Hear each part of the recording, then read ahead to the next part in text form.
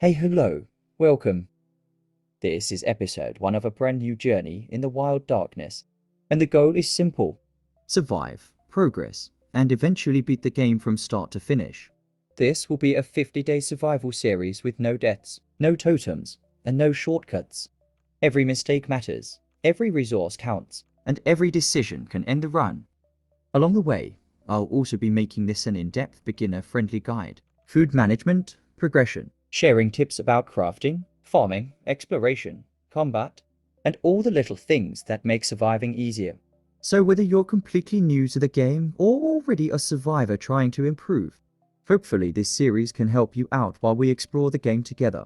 Alright, first things first, before we start crafting or fighting anything, we should look around the area carefully.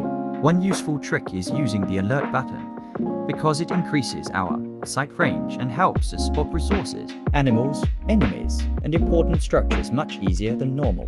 Now let's start collecting the basics: flint and sticks. These are the first materials we need to craft our starting tools and survive the first few days.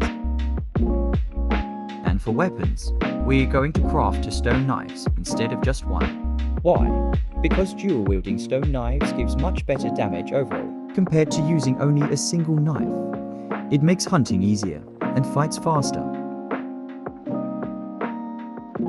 When exploring early on, try to stay near the edges of the map instead of walking through the middle.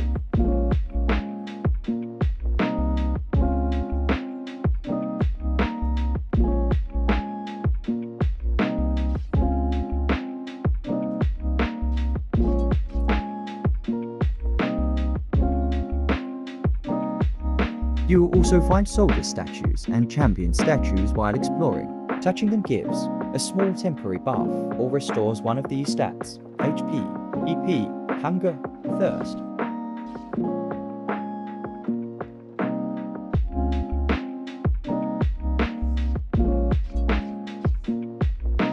As you explore, you'll eventually find chests scattered around the world. Some are safe, but others can contain hidden bad effects. By using the alert button before opening them, it can help you check if a chest is safe and avoid unnecessary trouble early game. You can tell a chest is dangerous if you see a red skull icon on it. If you have the light purification spell, you can use it to neutralize the bad effect before opening the chest safely.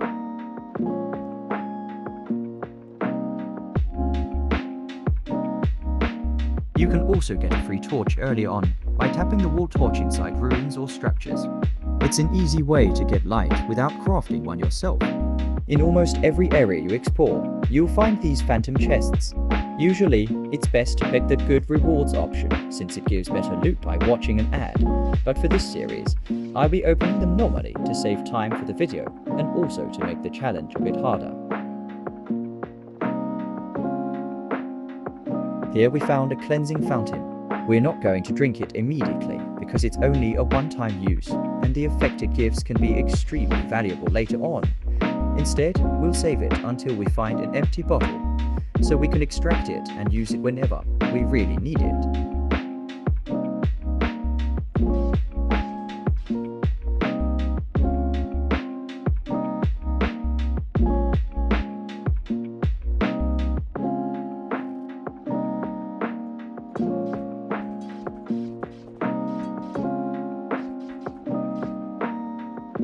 Here, the boss dropped a spellbook. Spellbooks contain 3 random spells you can choose from, and they can either be blessed or cursed.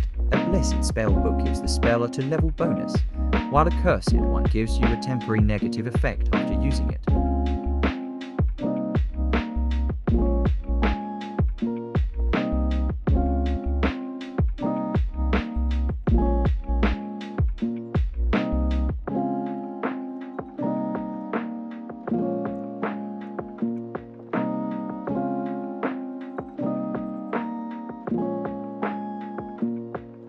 Crafting a carrier early game is very helpful since it gives you extra storage space.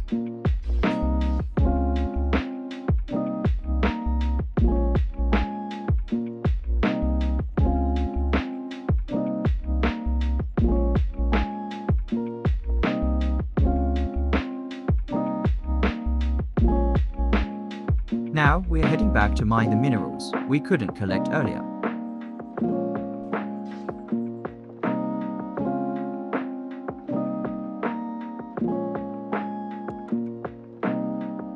Mana lumps are special minerals because they can eventually respawn after being mined.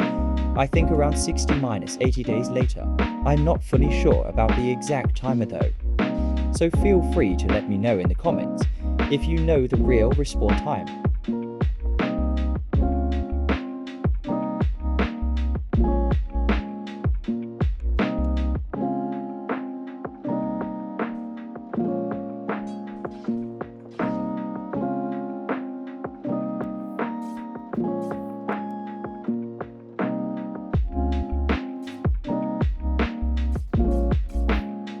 By clearing trees and bushes, we're gathering the remaining materials needed to build the rest of our stations.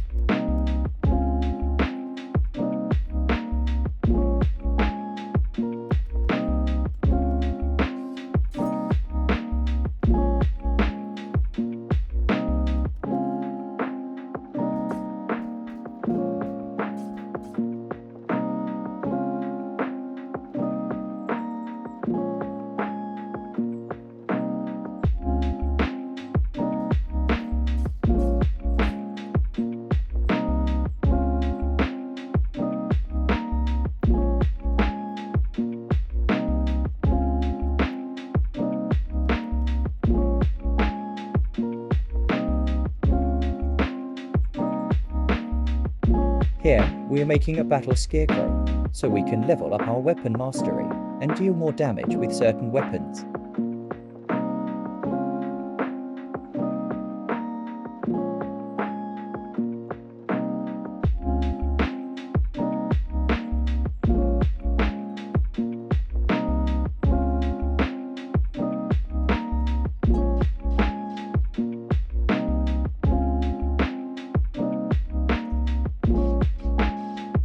We are now fully prepared and settled to head into Strange Forest 1. Here we're using the same tactic again, activating the alert button to increase our sight range and spot monsters from farther away.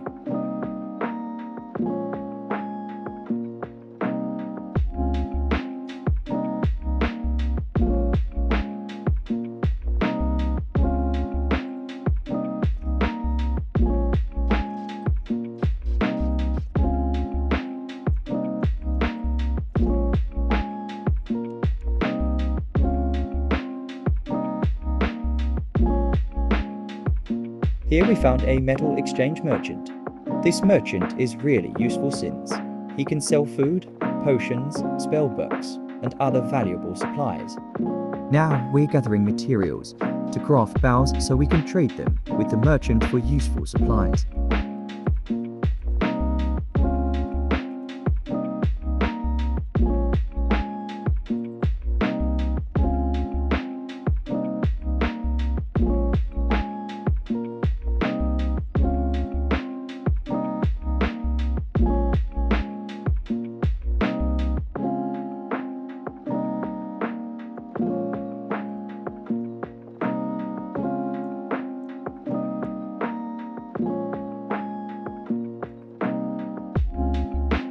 We're gathering more materials so we can continue trading with the merchant.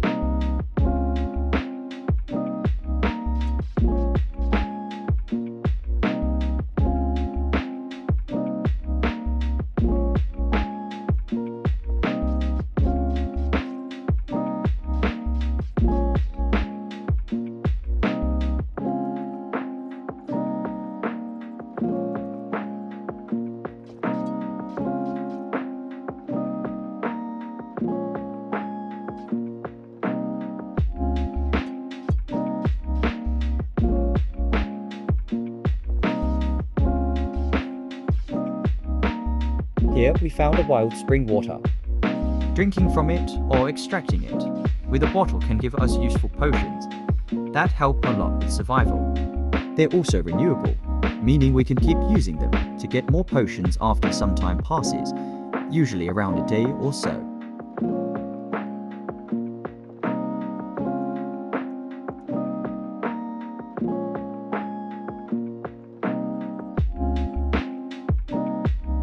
Now we're moving on to Strange Forest 2.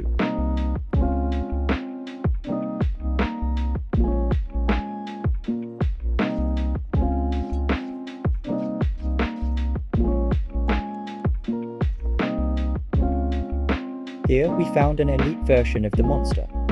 Elite monsters usually have more HP and deal more damage than their normal versions, so be careful when fighting them.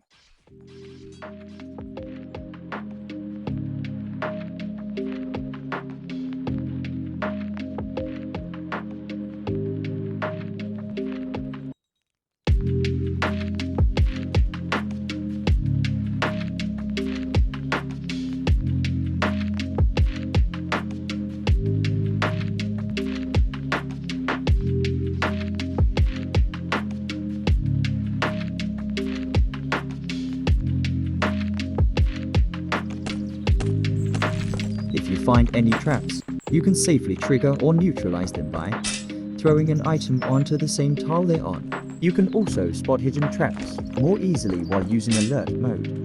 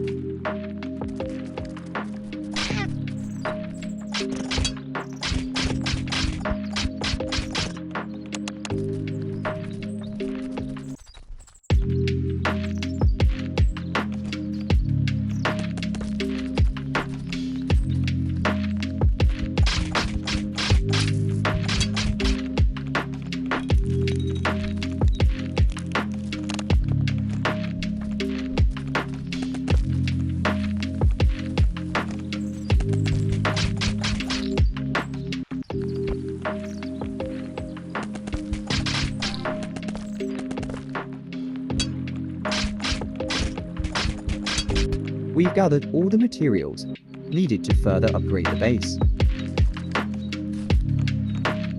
Here, the wild spring water gave me a poison effect, so be careful when using it. It can sometimes be dangerous, and I almost died because of it.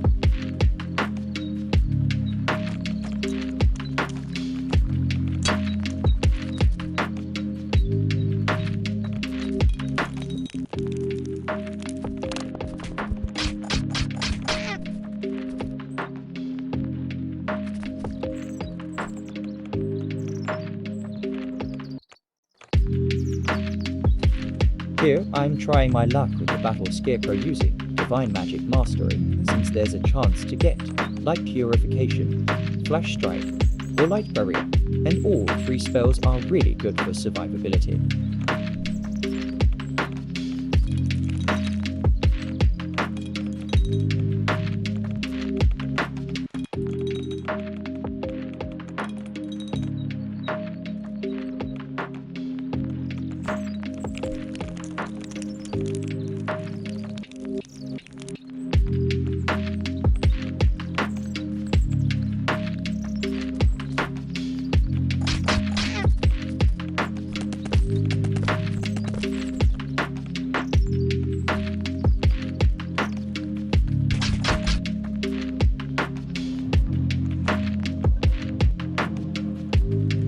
Then I realized I can craft a rugged leather vest, which is a good early game armor option.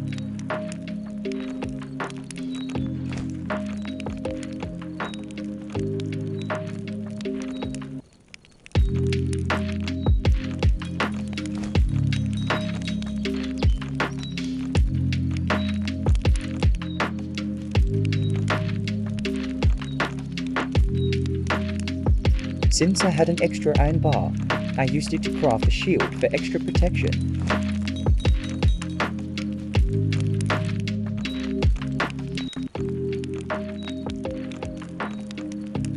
I also craft a basket to store extra materials, giving me more inventory space.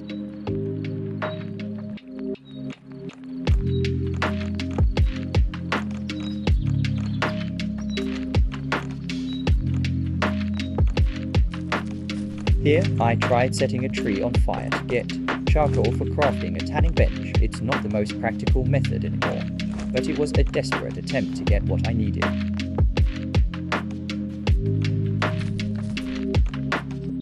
After cutting down trees and bushes, I went back to the merchant to restock on food and supplies.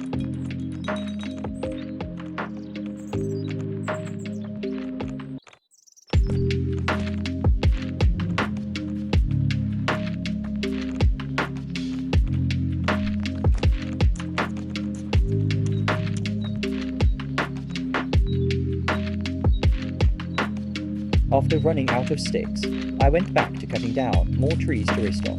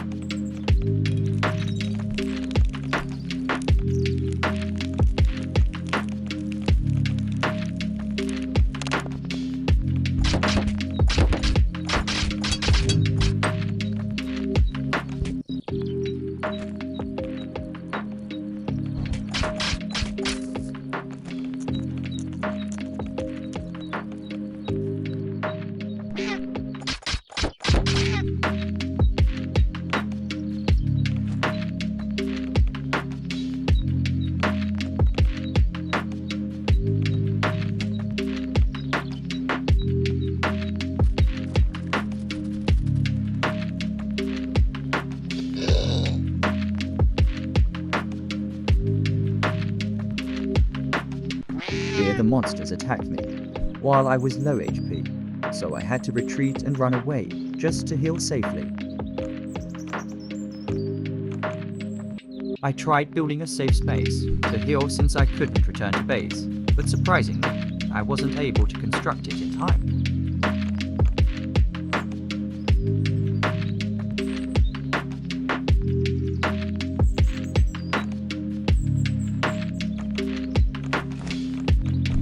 Thankfully, one of the monsters didn't attack me, so I was able to escape safely.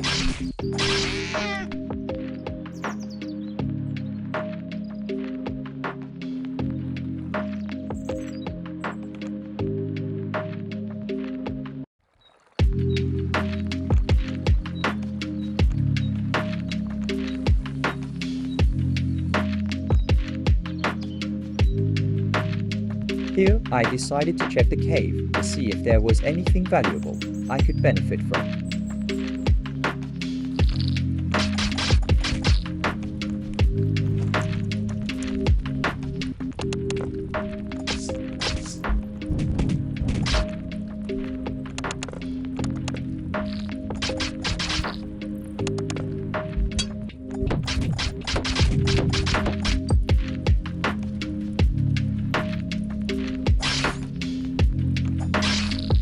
In some cases, rats can be dungeon keys, so it's usually best to kill them as soon as you see them.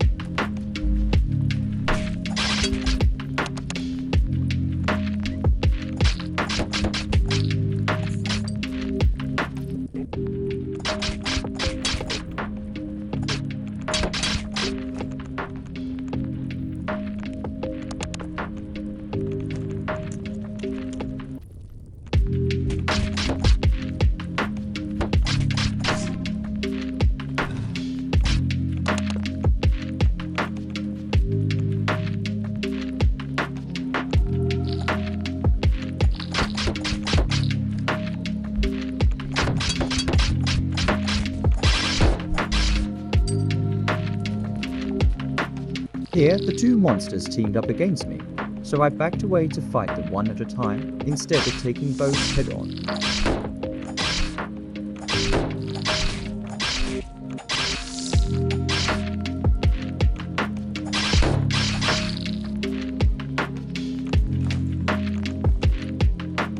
Here, the treasure turned out to be a -1 equipment piece, which is pretty bad since negative stats make you much weaker, so I decided to dismantle it instead.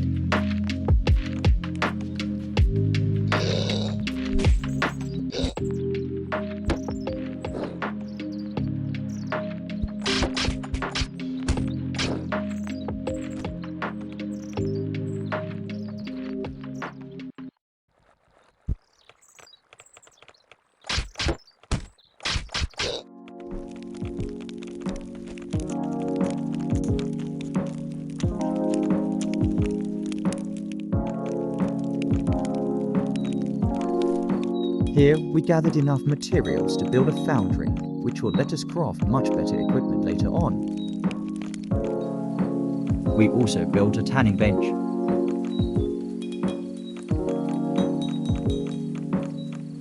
Here we craft better armor to improve our survivability.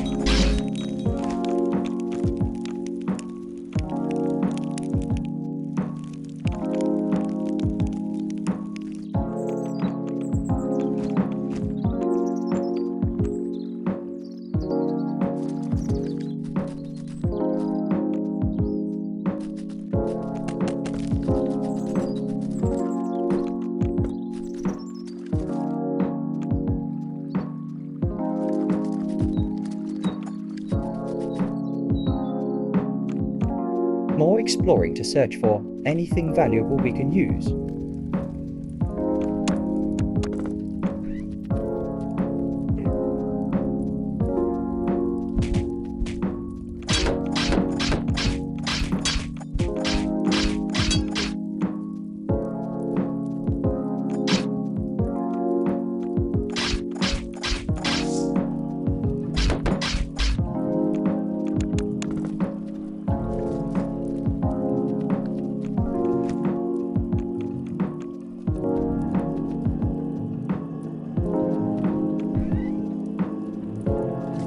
Here, I didn't notice the spider nest in time and ended up getting ambushed.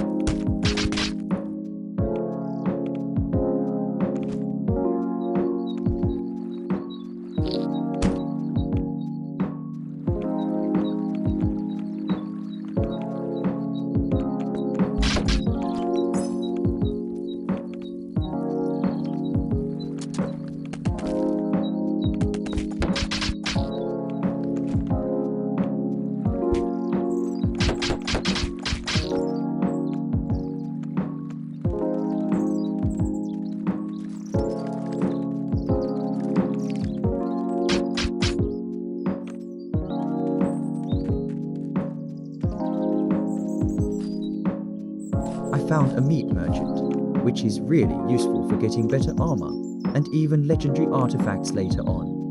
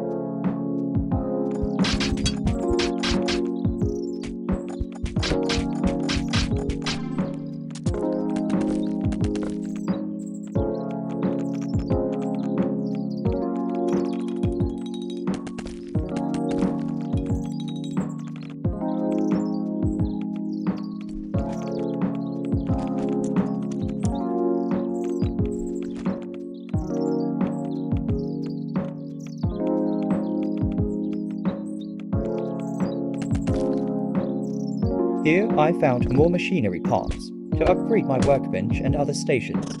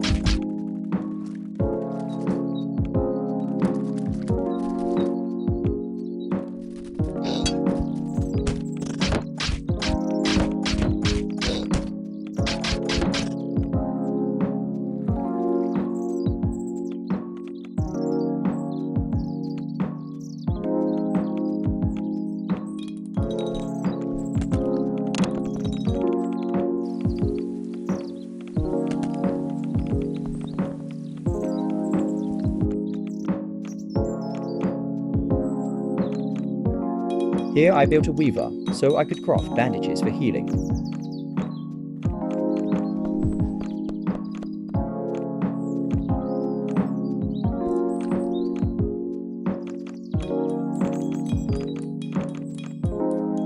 I craft a crude pouch for even more storage space.